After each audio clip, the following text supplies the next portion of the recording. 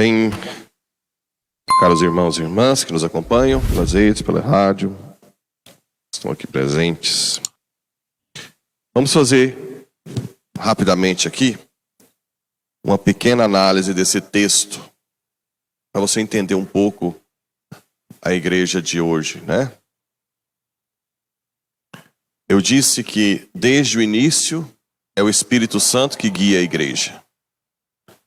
E hoje acontece muito semelhante ao que aconteceu aqui nos concílios, por exemplo. Concílio Vaticano II, Concílio Vaticano I, em que junta os bispos, o Papa, e discute um assunto ou vários assuntos, né?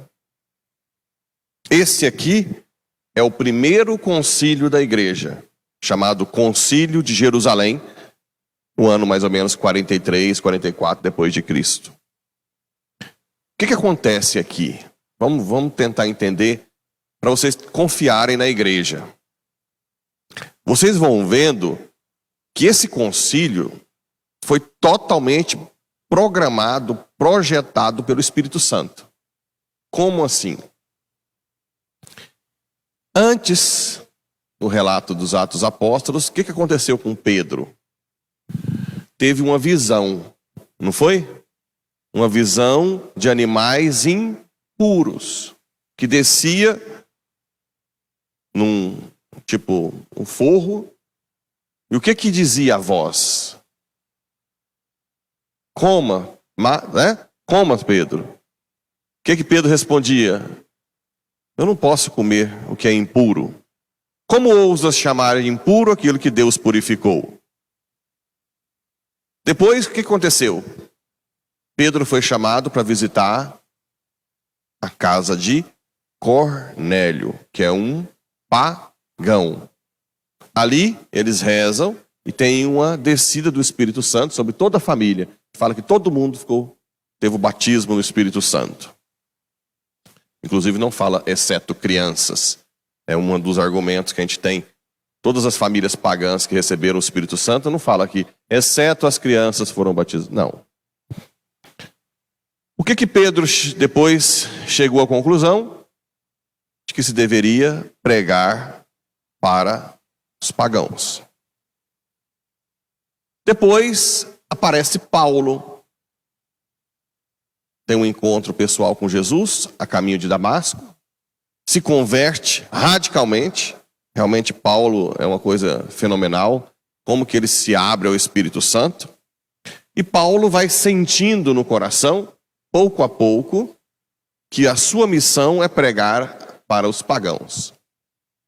Só que Paulo, apesar de ser judeu, como ele já vem de uma vida pecaminosa, de perseguição, Paulo é meio que sente até um pouco de vergonha, né? O tanto que eu persegui. Acaba que essa vergonha deixa Paulo mais humilde, porque ele também era judeu, né? Mas ele fica, acaba que o erro dele deixa ele mais humilde diante de Deus, porque quem mais perdoado, mais ama, não é? Como ele foi mais perdoado, ele se abriu mais rápido ao Espírito Santo, e o Espírito Santo inspirou Paulo de que todos seremos salvos pela fé e a graça. A graça que vem pela fé. Que aqueles sinais exteriores não tem tanto sentido mais. Lembra de eu falar daquela questão de que o povo no início não tinha uma moral formada e que eram necessários sinais exteriores para separar o povo, por exemplo, a circuncisão? Sim, não comer carne de porco. Existiam sinais exteriores que Deus usou para mostrar que aquele povo era santo antes de formar ainda a moral. Porque não tinha moral formada. Então aquele povo escolhido por Deus recebeu uma revelação progressiva. Eu até falei que começou com a monolatria, adorar só um Deus, depois a monoteísmo, que só tem um Deus, né? Em Isaías existe só um Deus, não existe um Deus fora de mim.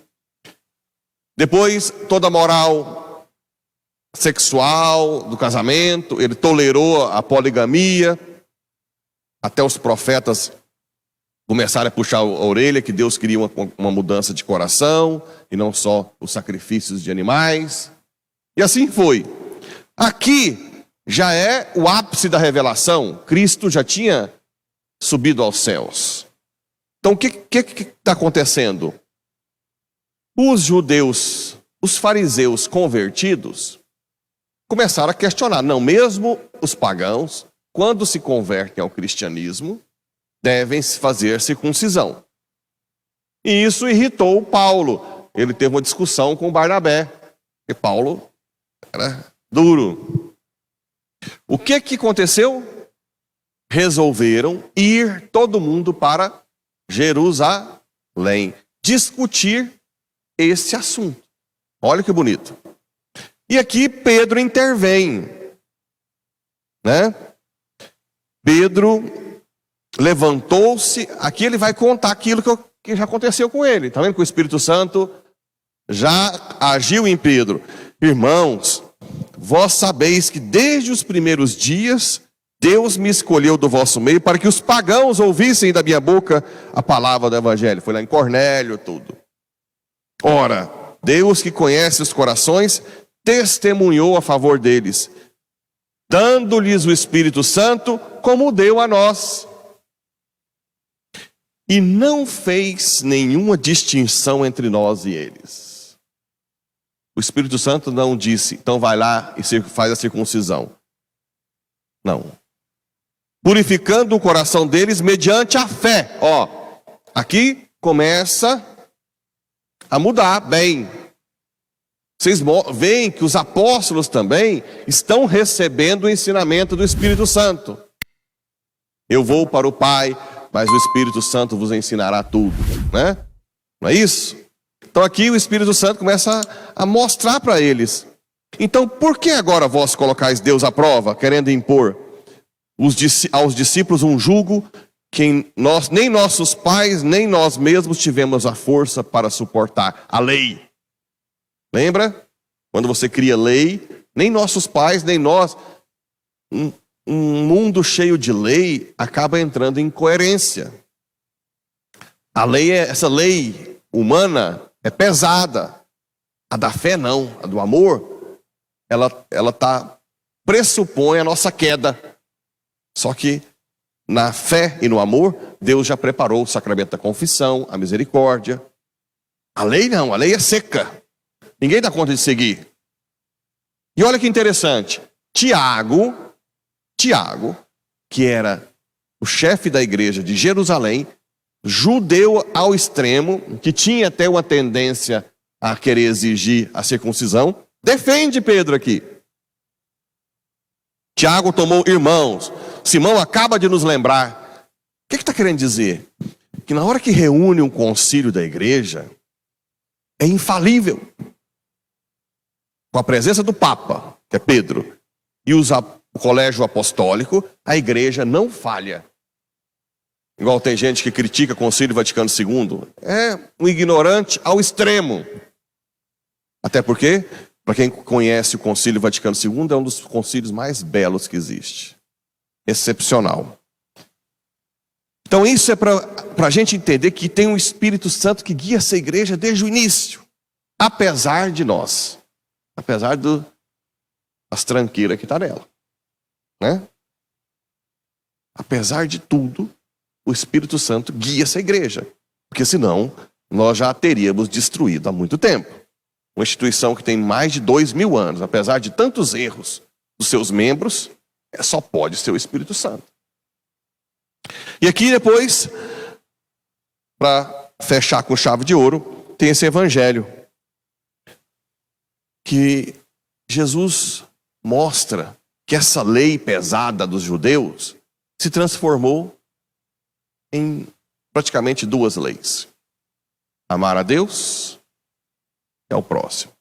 Então, aqui Jesus está querendo mostrar que os mandamentos, na verdade, não são mais leis. É simplesmente cumprimento do amor. Como meu Pai me amou, assim também eu vos amei. permanecei no meu amor. Lembrem bem, o amor é na Trindade. Pessoa do Espírito Santo, né? que se fez carne em Cristo, que deu a vida. Esse amor de dar a vida só tem em Deus. Então, por favor, não queiram amar com amor humano. Nem marido, nem esposa. A esposa está com o marido alcoólatra. Você não dá conta de amar se você não pediu amor.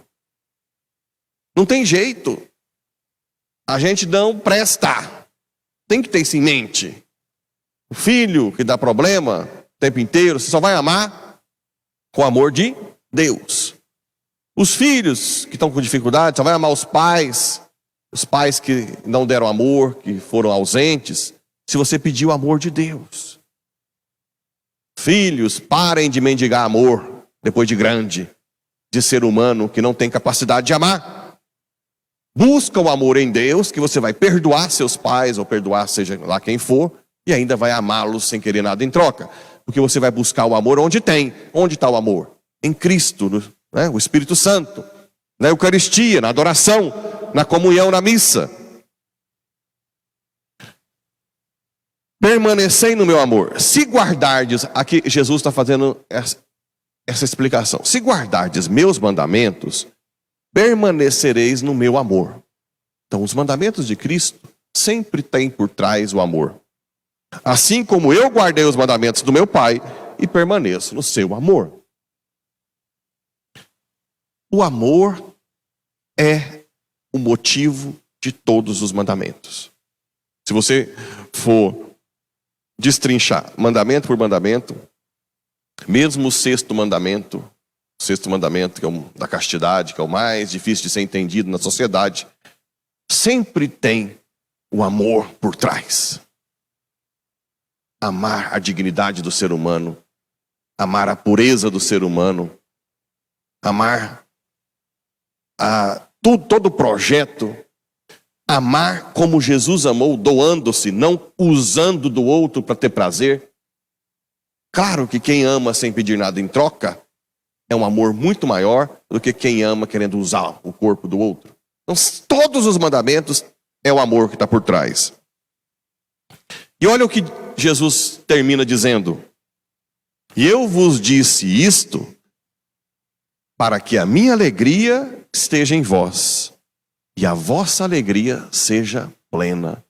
A felicidade, a alegria está vinculada ao amor, ágape. A felicidade está vinculada ao amor, doação.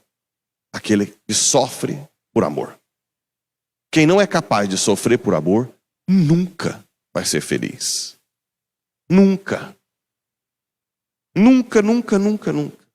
Aquele que está cuidando dos pais doentes, né? Que acha que está perdendo a vida, enquanto não tiver a experiência do amor de Deus, não vai conseguir ser feliz. E quando tiver o amor de Deus e ver que aquilo é uma grandiosidade, que não é a perda de tempo, vai ter não só uma alegria, mas alegria plena. Assim como os pais que se doam aos filhos, os filhos que se doam aos pais, ou no matrimônio, a esposa que cuida do marido na cama, ou vice-versa, está doente. Aquilo que aparentemente para o mundo é perda de tempo, a pessoa está perdendo a sua vida, pelo contrário. Ela está ganhando a vida, uma alegria e uma alegria plena, que o mundo nunca será capaz de dar. Porque a alegria vem diretamente de Deus para nós. A felicidade que todo mundo busca lá fora só é encontrada na pessoa humilde que reza e que ama com o amor de Deus. Deus nos ajude, que Nossa Senhora, que é aquela que mais aprendeu isso, nos ensine cada dia mais a amar com o amor de Deus. Assim seja.